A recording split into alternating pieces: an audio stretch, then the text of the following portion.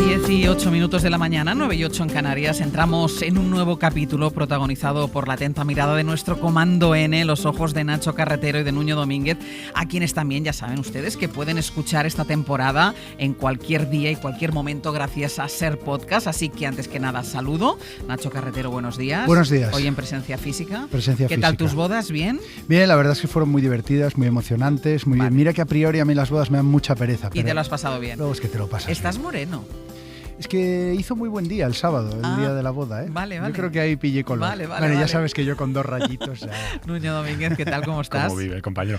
Muy bien, no tan bien, pero bueno. Pero bien. Resistimos. Vamos a hablar después de incendios. Recordar claro. que a las 7 de la mañana lo contábamos, controlado ya el incendio de Sierra Bermeja, pero nos ha sorprendido tanto la dimensión, la voracidad de este incendio que yo creo que vale la pena que nos paremos, ¿no? Sí, yo creo que sí, que hay muchas cosas interesantes que explicar sobre este tipo de incendios que parece ser que van a ser más frecuentes. Incendios de sexta generación. Claro. Sexta generación. Bueno, vamos yo- a ver qué yo- quiere hombre, decir esto. Claro, también un es poco, que yo no sabía que había habido 5 generaciones Claro. previas. De repente ha salido el fuego 6.0 y no sabemos. Exacto. Claro, Pues vamos a ver y la vinculación que pueda tener con el cambio climático, que al final es lo que está pasando con todos los fenómenos que se convierten en mucho más virulentos de lo que estábamos acostumbrados. ¿Tú has cubierto muchos incendios? Sí, bueno, me tocó normalmente en las olas de incendios, porque Galicia, desgraciadamente, es referente en cuanto a incendios y bomberos forestales, porque todos los años, o casi todos los años, están los más importantes allí. Y entonces me tocó pues cubrir para el país en más de una ocasión.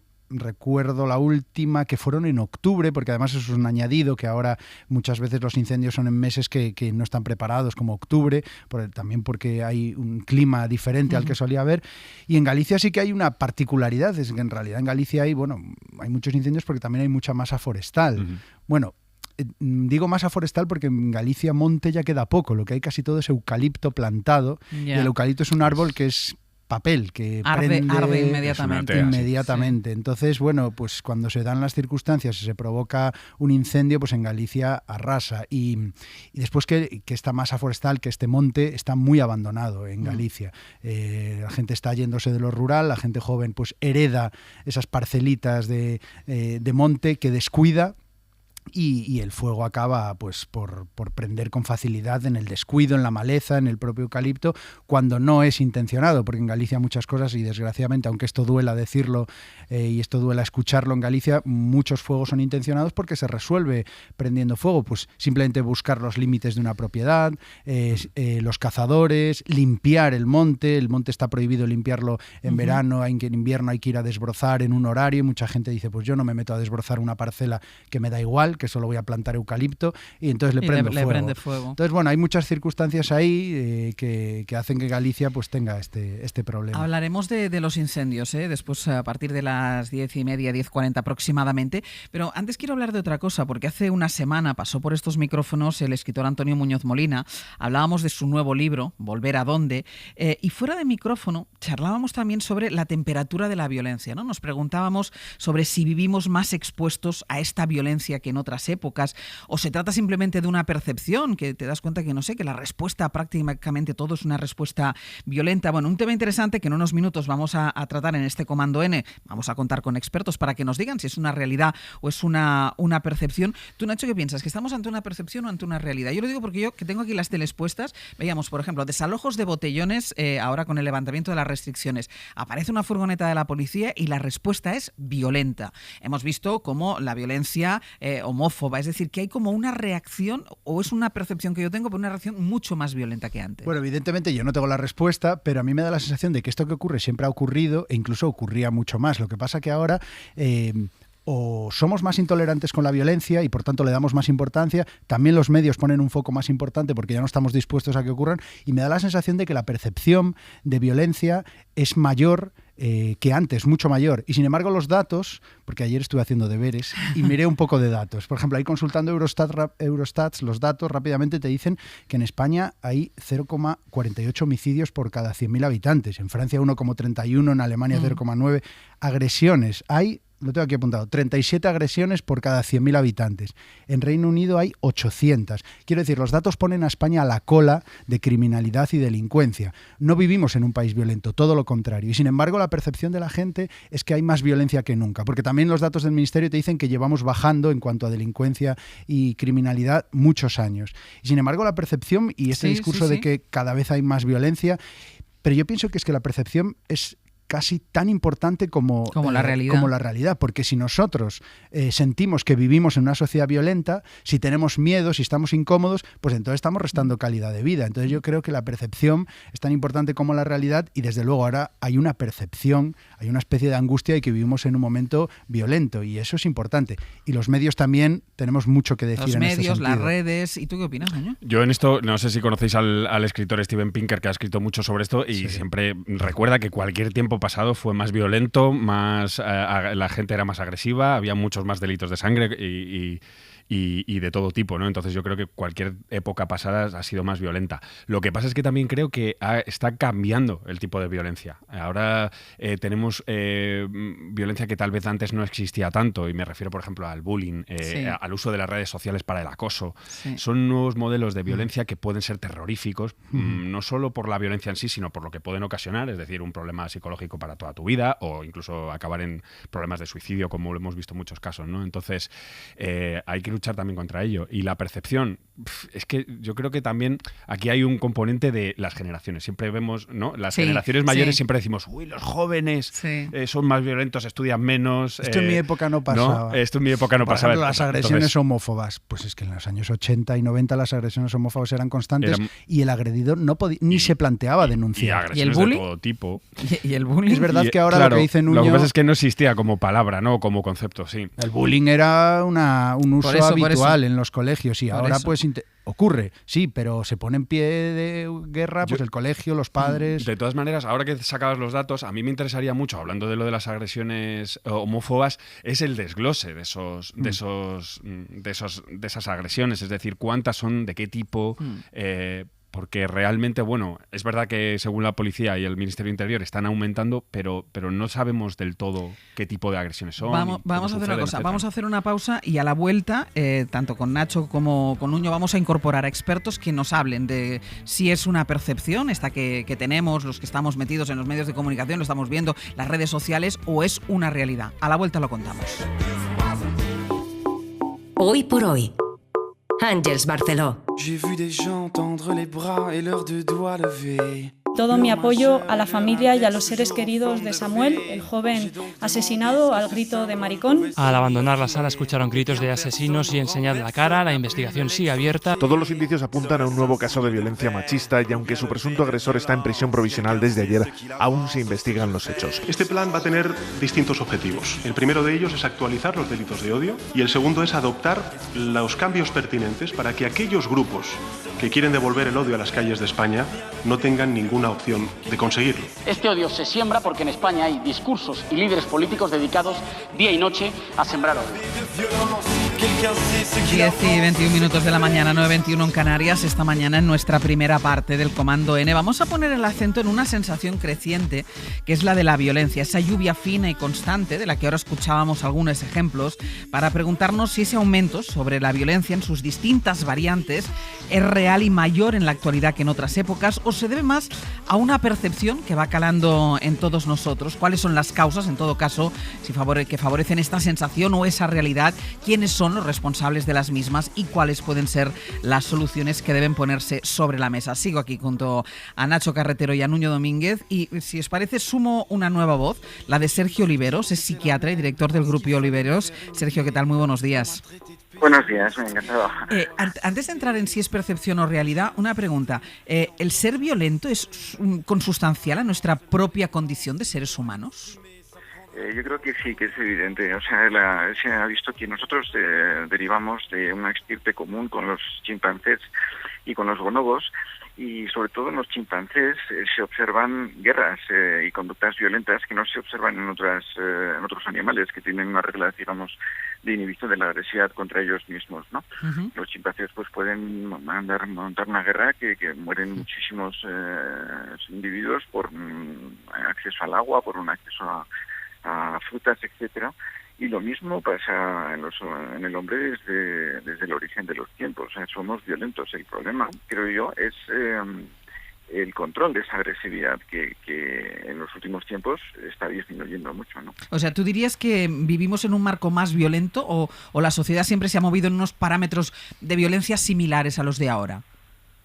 Yo creo que la violencia siempre, no tenemos tan lejos la Segunda Guerra Mundial, no tenemos tan lejos los 30 millones de muertos, no me acuerdo si eran 20 o 30 por Stalin, ¿no? O los Gemeres Rojos o las dictaduras Pinochet o argentinas, ¿no?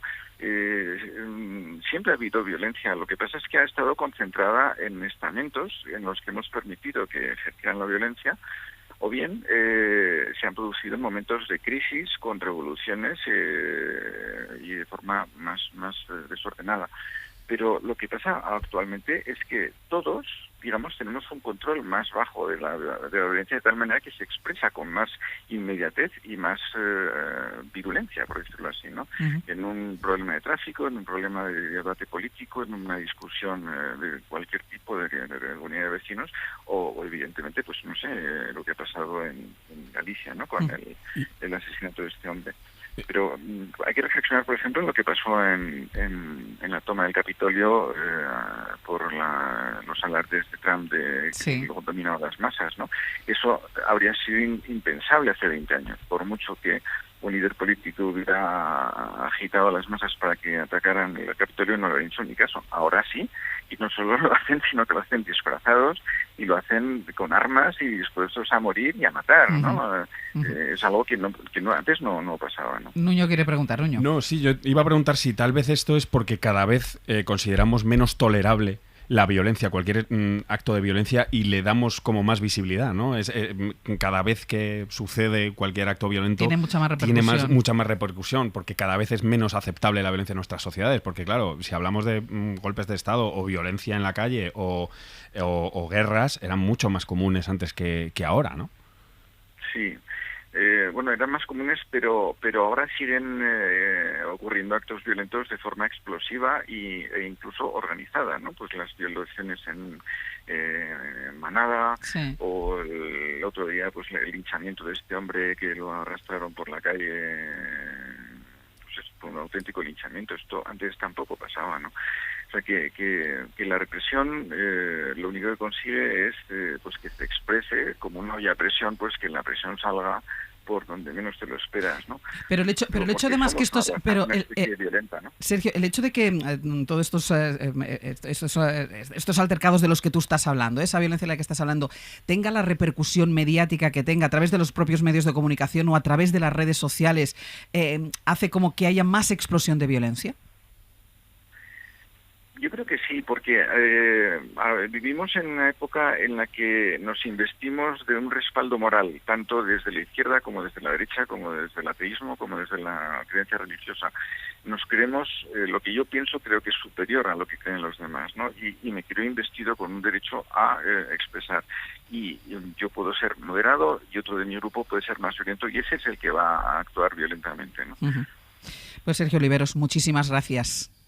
De nada, muchísimas gracias a ustedes. Primera aportación de un experto, Sergio Oliveros, psiquiatra, director del grupo Oliveros. Y voy a hacer una cosa, porque hablando de percepciones y de realidades sobre distintas variantes de la violencia, me gustaría centrar el debate ahora en los jóvenes. Tú decías una cosa antes, Nuño, siempre decimos, las generaciones más mayores, decimos, es que los jóvenes, ¿no? Siempre, exacto, focalizamos siempre en la juventud. Eulalia Alemany es directora del Centro Reina Sofía sobre Adolescencia y Juventud de FAD, Fundación de Ayuda contra la Drogadicción, y es máster de Educación por la Universidad de Harvard, especializado en Adolescencia y Juventud. Eulalia, ¿qué tal? Muy buenos días. Hola, buenos días. Mira, por lo mismo que preguntábamos al experto anterior, ¿es percepción o es realidad el aumento de violencia?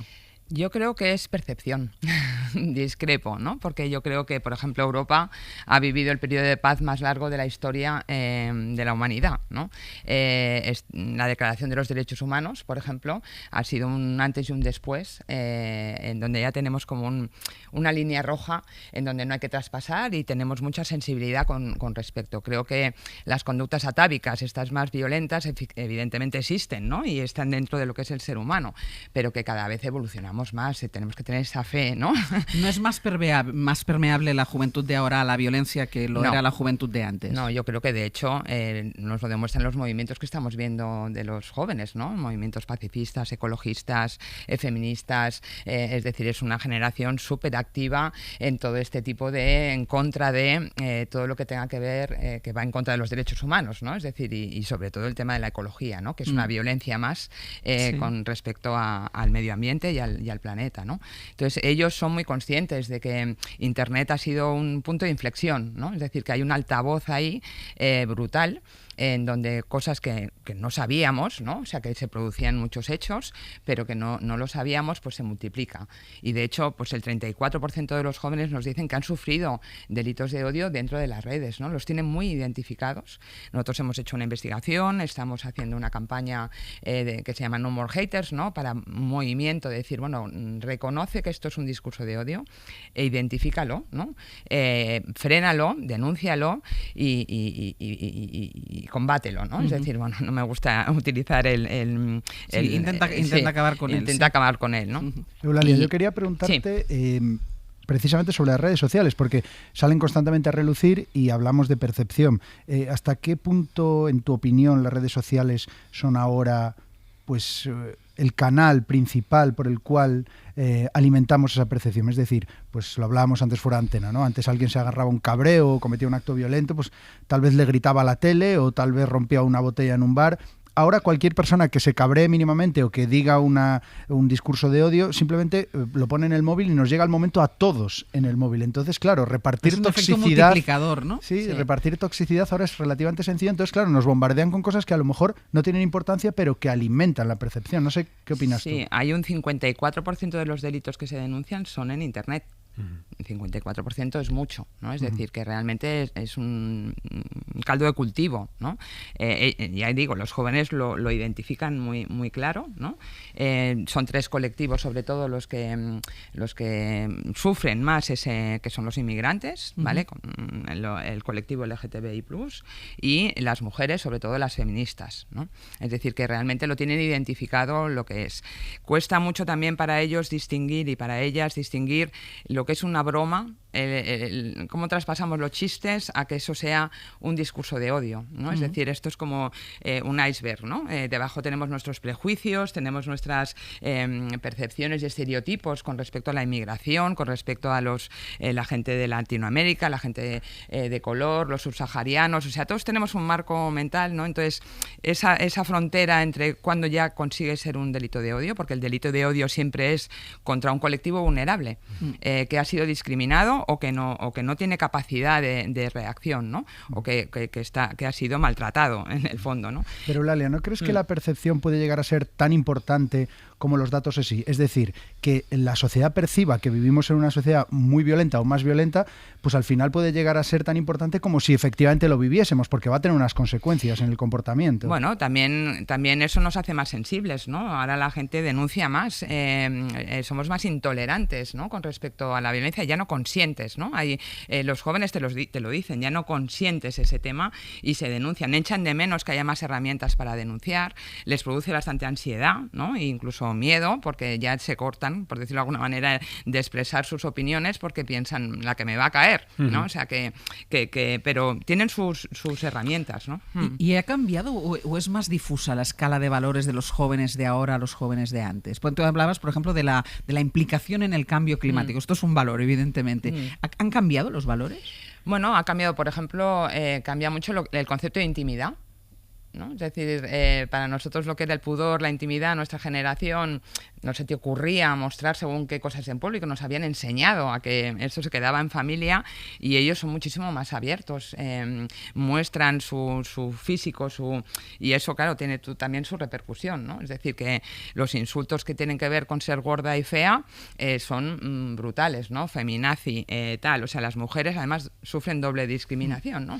Por ser mujer y por ser lo que sean, ¿no? Sí. Ahora que hablas de esto, ¿y tú crees que los jóvenes de ahora además también son más conscientes de que esto sucede y están más dispuestos a denunciar? Es decir, que hay gente de 30, 40, 50 años, chavales de 15, 20, son más conscientes de esto y les cuesta mucho menos. Sí, cuanto más jóvenes... Denunciar.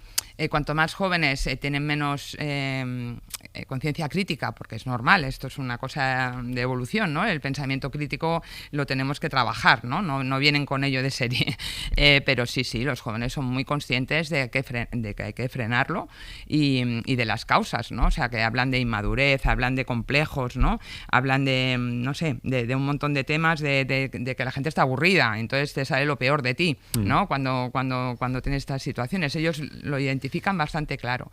Se sienten indefensos, como digo, porque creen que falta más información, que reciban información, pues no sé, de control de las emociones, porque al final esto es agresividad que sale por todos lados, ¿no? Sí, entonces hay que aprender a controlar las emociones, pero sin duda creo que esta generación de jóvenes lo perciben mucho más, o sea, son más conscientes que a lo mejor nosotros que no sabíamos identificarlo. Claro, a nosotros tampoco nos han enseñado a controlar nuestras emociones. Claro. Eso, o sea, ya es algo que sean conscientes de ello. Sí. De todas maneras, claro, lo primero que tendríamos que empezar es defina joven, porque es verdad que cuando hablamos de violencia, cuando vemos imágenes de violencia, que muchas veces muchas veces ves gente que no es tan joven, exacto, o sea que muchas veces lo ponemos todo en el mismo saco cuando hemos visto los desalojos de botellones, por ejemplo, que han respondido con violencia a la presencia de la policía. Si uno se mira con detalle quién está reaccionando con violencia, hombre, hay jóvenes, pero los hay que no son tan jóvenes. Y el problema de hoy también que me llama la atención es que no hay desconexión, las redes sociales no descansan. Pues antes un chaval que sufría bullying en clase, acababa la clase, se iba a su casa y tenía una tarde y se sentía seguro. Tenías espacio y una tarde de relax. Hoy son 24 horas. El que sufre acoso, el que sufre odio, lo tiene en el bolsillo del pantalón y eso es un nuevo paradigma. Sí, ¿entiendes? De hecho ellos te cuentan, ¿no? que están saturados, ¿no? de las redes y necesitan desconectar de vez en cuando. O sea, también son muy conscientes. Es una generación que ha nacido con el móvil directamente, ¿no? Entonces necesitan descansar. La pandemia les ha agotado también. Eso iba a preguntarte qué efecto ha tenido sobre ellos la pandemia. Sí, les ha agotado en el sentido de las redes. Le encuentran muchas ventajas al poder conectarse. O sea, realmente son muy positivos con respecto a Internet y todas las ventajas que tiene el haber podido hacer teletrabajo, haber podido estudiar desde la distancia, ¿no? Pero a la vez también están hipersaturados, ¿no? de pantallas y de bueno, como todos, ¿no? Yo creo que no son diferentes al resto, ¿no? ¿Tienen referentes o es importante que tengan referentes? Bueno, ellos hablan de los influencers a veces en positivo, pero con respecto al discurso del odio, que también son que también tienen que aprender a distinguir qué influencers están también ¿no? transmitiendo un discurso de odio que a lo mejor no es tan explícito, pero que hay que saberlo identificar, ¿no? Entonces ellos también hablan de esas figuras, ¿no? que tienen mucha responsabilidad porque tienen millones de seguidores, entonces que en eso tienen que ser firmes, ¿no? Y que aprender a distinguir esa línea fina, ¿no? O sea, cómo pasas de que sea un mero insulto, que bueno, no está bien, pero tal, a que ya traspase la línea del discurso de odio. Y el relato político, que estamos viviendo también un relato político que se está legitimando cosas que hace unos años... Cuando hablaba de referente no solo me refería a los influencers, sino legitima la carta de naturaleza. Sobre todo alguien joven que escucha a un político que, bueno, ese discurso vale, ¿no? Eso también está ocurriendo últimamente. No sé si también eso lo estáis percibiendo. Bueno, no hemos preguntado específicamente sobre el tema de política. Ellos ven que la política sí que hace que el tono suba, ¿no? O sea, que el tono suba, pero no lo tienen tan identificado, ¿no? Pero es cierto que cuando se permite... Bueno, no sé cómo ponerlo, es decir, cuando ya está en el aire, ¿no? Un tipo de discurso, también es verdad que hay mucha gente que lo denosta, ¿no? Es decir, que no está solamente un discurso, sino que está el contrario también, ¿no? Es decir, y eso también lo perciben, ¿no? O sea, que existen las dos caras, ¿no? Pues vamos a dejarlo aquí, muy interesante la charla. Eulalia Alemán, directora del Centro Reina Sofía sobre adolescencia y juventud de FAD. Muchísimas gracias. Gracias a vosotros. Hasta luego. Gracias. Muchas gracias.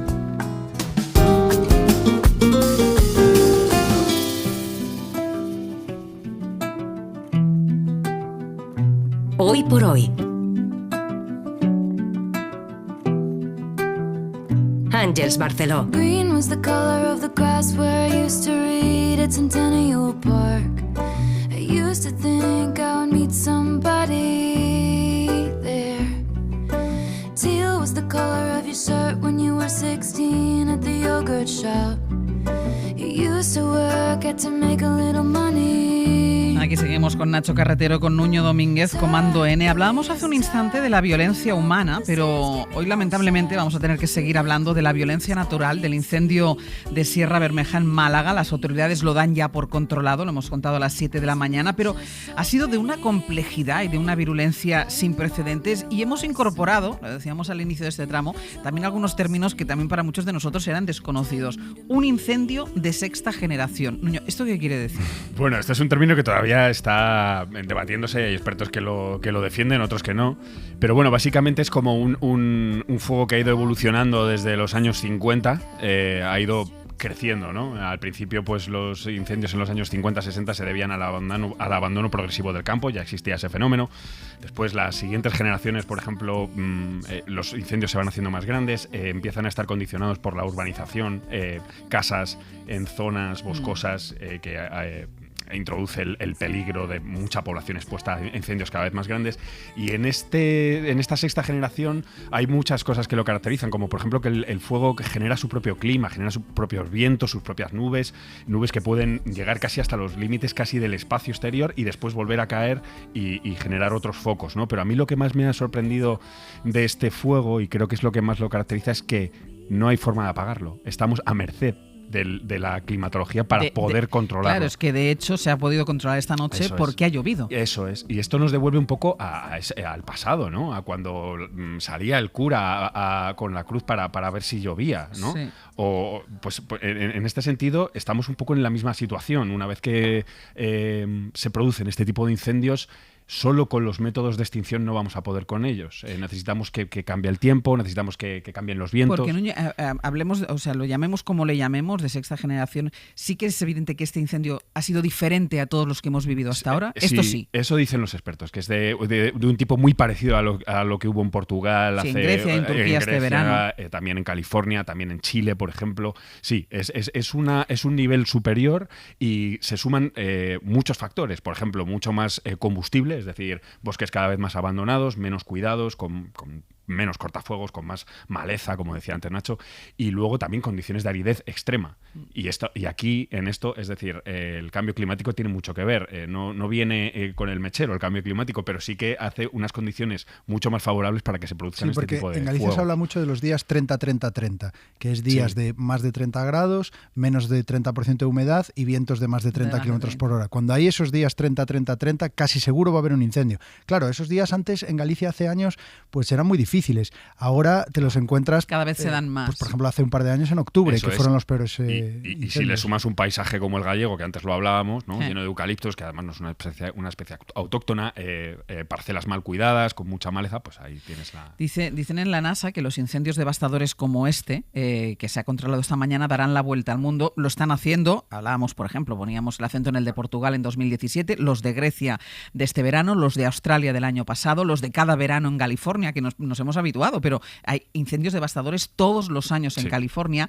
Juli Pausas es investigador en el Centro de Investigaciones sobre Desertificación del CSIC, especialista en la ecología y la evolución de los ecosistemas proclives al fuego. Juli, ¿qué tal? Muy buenos días. Hola, buenos días. Sí que estamos, lo decía Nuño, estamos lo que hemos visto estos días en Sierra Bermeja, no lo habíamos visto antes en España, podemos decir. Bueno, ha habido cosas parecidas, pero claro, en este caso ha sido mucho más evidente, ¿no? O sea, incendios de alta intensidad que generen a estos pirocumulonimbus, pues ha habido algún otro, ¿no? No es exactamente el primero, pero quizá este es el más grande y el más emblemático y que ha sido más evidente, ¿no? ¿Cuáles son, Juli, las condiciones que llevan a estos incendios a ser mucho más peligrosos que antes? Sí, mira, un incendio, o sea, para que arda tiene que haber biomasa, ¿no? Tiene lo que la llamamos la vegetación, tiene que haber cobertura densa, el combustible, ¿no? Entonces, como más combustible, como más vegetación densa, pues la intensidad va a ser mayor, ¿no? Pero ese el efecto de pasar de biomasa a que haga una llama, que se haga un incendio, eso depende de lo seco que está esa biomasa y de la calor que hace, y también del viento, digamos, ¿no? Entonces, como más seco esté o como más calor hace, el umbral para transformar la biomasa en fuego es más bajo y por tanto arde más rápidamente. O en otras palabras, necesitas menos, en condiciones de cambio climático, en condiciones de elevada temperatura y de elevada sequía, necesitas menos biomasa para generar un gran incendio. Y Juli, ¿tú crees que España es uno de los países, España por el tipo de país y por el tipo de poblaciones que tenemos, es muy propenso a sufrir, o más propenso a sufrir este tipo de fuegos? Bueno, en España, digamos, tiene un paisaje que es muy propenso a incendios, eso está claro, ¿no? Entonces, como más biomasa tenga, o sea, cuando nos vamos hacia, por ejemplo, hacia zonas húmedas, como por ejemplo cuando nos vamos hacia Portugal, hacia Galicia, que son más húmedas, es ahí donde se puede acumular más biomasa más fácilmente. En invierno llueve más, claro. Entonces hay más biomasa. Entonces, si el verano es muy seco y hay esas elevadas temperaturas, es donde se pueden dar estas condiciones más fácilmente, y por eso, como habéis comentado, uno de los primeros incendios de estas grandes dimensiones de esta intensidad se dio en Portugal, ¿no? Ahí es donde es más fácil que se dé. Ahora, también se puede dar en otros sitios, como estamos viendo, ¿no? Mientras se den los ingredientes necesarios, elevada biomasa en condiciones muy secas y que haya una temperatura muy elevada. Juli, los expertos habláis mucho de mosaicos en el paisaje, lo he leído en más de una ocasión. ¿Qué son esos mosaicos? Bueno, la idea del mosaico es que un incendio cuando se da un incendio, lo que consume pues es la biomasa, ¿no? Y con más biomasa, pues más intensidad. Entonces, si tú generas discontinuidades en ese paisaje, en esa vegetación, entonces el fuego tiene más dificultades para avanzar. Y los bomberos, digamos, lo tienen más fácil para apagarlo. Y de hecho muchos incendios se apagan cuando llegan a zonas agrícolas porque ya no hay casi biomasa para... Entonces la idea del mosaico es decir, bueno, pues si tenemos un paisaje muy homogéneo, pues generamos discontinuidades, por ejemplo, alternando zonas forestales con zonas agrícolas, o también se puede generar con cortafuegos, ¿no? Sí. Que también puede ayudar a hacer mosaicos, ¿no? Pero muchas veces es alternar con zonas agrícolas o con zonas de elevado pastoreo, y entonces generas discontinuidades horizontales y también verticales dentro de bosques, ¿no? De manera que cuando hay un incendio, el incendio le cuesta mucho más propagar, va mucho más lento, y los bomberos lo pueden apagar mucho más fácilmente. Y esa es la idea del mosaico. ¿Y esto es compatible con una España en el que el campo está cada vez más abandonado? Claro, ese es el balance que tenemos que decidir, ¿no? Porque claro, si una de las acciones para generar esos mosaicos es estimular la economía local, la economía agrícola local, los pastores, etcétera, ¿no? Eso ayuda a generar esos mosaicos. Justo lo que se está abandonando. Lo que se está abandonando, exactamente. Claro. También hay otras maneras que pueden, especialmente en las zonas donde es muy difícil disminuir el abandono y estimular a la población, pues se puede hacer con herbívoros naturales, ¿no? Porque una de las cosas que hemos perdido, evidentemente, pues son los herbívoros naturales, ¿no? Y eso pues también podría ayudar, ¿no? a generar esos mosaicos. ¿Quiere decir la situación en la que estamos, Juli, que a partir de ahora todos los incendios, o la mayoría de incendios que vivamos en España, tendrán esta capacidad de devastación? No precisamente porque a ver, se están haciendo cosas, ¿no? Se están haciendo estas cosas de intentar generar mosaicos, hacer estas quemas prescritas, pastoreo prescrito, etcétera, todas estas cosas para que no se generen estas elevadas densidades de vegetación, al menos alrededor de las zonas urbanas, para que cuando haya un incendio pues no sea tan intenso, ¿no? Y después también, claro, se tienen que dar condiciones muy concretas, ¿no? El problema es que cada vez esas condiciones son más frecuentes. Claro, ¿no? Es que eso que te iba a preguntar, cuando vinculamos la virulencia de este incendio, por ejemplo, al cambio climático, lo que hace el cambio climático es dar las condiciones para que se den este tipo de incendios. Exacto. El cambio climático lo que hace es incrementa esas condiciones y hace que sean más intensas, ¿no? Porque como solo que tengas temperatura más elevada, la vegetación quema más rápidamente, ¿no? O si tienes más sequía, ¿no? Pero también hay otras cosas, ¿no? Ha de haber el combustible, o sea, ha de haber la vegetación continua, ha de haber una vegetación continua, que si nosotros generamos discontinuidades, pues aunque haga mucha calor, aunque haga las temperaturas muy elevadas, si se generan discontinuidades, el fuego se propaga mucho más lento. Y después también tenemos que actuar en las igniciones, intentar disminuir las igniciones, porque sin igniciones no hay incendio, claro. O bueno, hay algunos que son de rayos secos, de rayos de tormentas secas, pero hay otras que son humanos, ¿no? Hay alguien que prende el fuego. No, y entiendo que ese es uno de los mayores retos, ¿no? Intentar evitar que alguien prenda un fuego como el de Málaga, que ha sido aparentemente provocado, ¿no? Sí, una de las cosas que tenemos que ir concienciándonos es que cuando hay, en verano, cuando hay olas de calor, pues se va a tener que quizá prohibir ir en algunas zonas, ¿no? Limitar, igual que nos han limitado durante los coronavirus, salir de casa. Acordonar el campo, poner puertas al campo. Claro, pues en algunas zonas, cuando sean olas de calor, pues se tendrá que prohibir ir, porque hay gente que o sea, se pueden dar incendios provocados, pero también a veces son descuidos, ¿no? Claro. Descuidos de un cigarrillo, una moto que la combustión funciona mal, uno que está haciendo una soldadura, etcétera. Entonces, una de las maneras de disminuir las igniciones, aparte de la educación y todas estas cosas, es que acostumbrarnos a que cuando haya olas de calor, pues no ir al campo. ¿Tú también le llamas de sexta generación a este incendio? Bueno, yo en particular, como en ecología ese término no lo utilizamos tanto, es un término especial, más de gestión, de los bomberos, etcétera, porque está relacionado no solo en la intensidad del fuego, sino en las dificultades de apagarlo, etcétera, ¿no?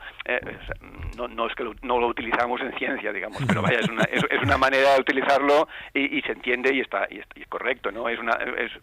Digamos que se ha estudiado un poco cómo han ido cambiando las estrategias, o sea, las intensidades del fuego y las estrategias para apagarlo y cómo han ido evolucionando y, digamos, llegados a esta última generación en las cuales es casi imposible apagarlos, etcétera, ¿no? Pues es un lenguaje más técnico que científico, pero que es útil. Juli Pausas, muchísimas gracias. Muy bien. Ha sido muy claro esta conversación para entender lo que ha pasado estos días en la sierra. Que también hay que decir que es que el abandono del campo no es porque sí, que las administraciones les toca paliarlo. Es decir, en Galicia la gente planta eucaliptos en el monte abandonado porque no le hace ni caso, es lo más barato y hay empresas celulosas que lo compran. Claro. Quiero decir que ahí la administración debería empezar a tomar medidas. Sara Vítores, ¿qué tal? Muy buenas, Ángels. Mira, nos has pedido un minutito para hablar de reciclaje. Sí, porque es que es verdad que muchas veces no tenemos la información suficiente sobre reciclaje. Y en un minutito te voy a explicar dos cosas súper útiles. Por ejemplo, ¿tú sabes cómo se planifican las rutas de recogida de envases en las calles? Se lo he preguntado a César Rico, él es gerente de Lima, que es la empresa municipal de limpieza y medio ambiente de Getafe. Se hace basándose en dos factores. El volumen de residuos de envases que va a generar la ciudadanía, buscando que estos siempre se encuentren entre un 75 y un 90% de su capacidad en el momento de la recogida, y la posibilidad de ubicación de contenedores en la vía pública. Contenedores que por un lado se encuentren cerca de las viviendas y que por otro su ubicación y recogida afecte lo menos posible a los vecinos y vecinas de la localidad. Y he aprovechado, Ángels, para preguntarle cuáles son las tecnologías más punteras para la recogida de envases. En la actualidad, el sistema más eficiente utilizado en España es un equipo de recogida monooperador, denominado de carga lateral, ya que recoge los contenedores por uno de los lados del camión. Pues muy interesante, ¿no? ¿Verdad? Venga, hasta luego. Yo también reciclo, un espacio en colaboración con Ecoembes. Yo lo que quiero saber es cómo se planifican las rutas del regado de madrugada, que hace que yo pierda mucho tiempo para llegar al trabajo. Pero esto será otro día. Nacho Carretero, Nuño Domínguez, hasta luego. Hasta luego. Chao. Hasta la próxima semana.